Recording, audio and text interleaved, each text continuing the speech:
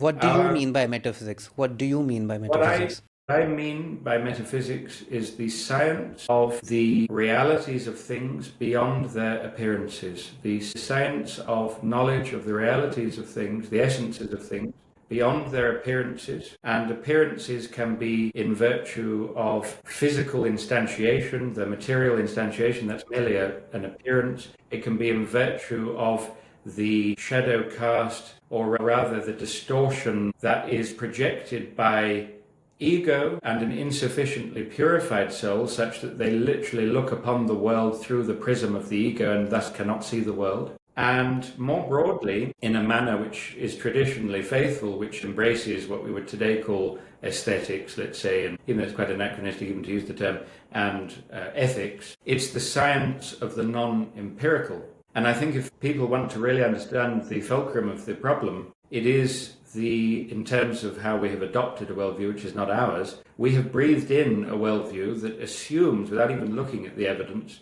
that there can be no science of the non-empirical. And that's simply got nothing whatsoever to do with our traditional worldview, or any traditional worldview. What I mean by traditional here is pre-modern. And again, the word modern the word modern is very problematic, because many people who don't understand this field of study will say, what have you got against the fact that we happen to be alive now? What do you have against time passing? What do you have against us progressing?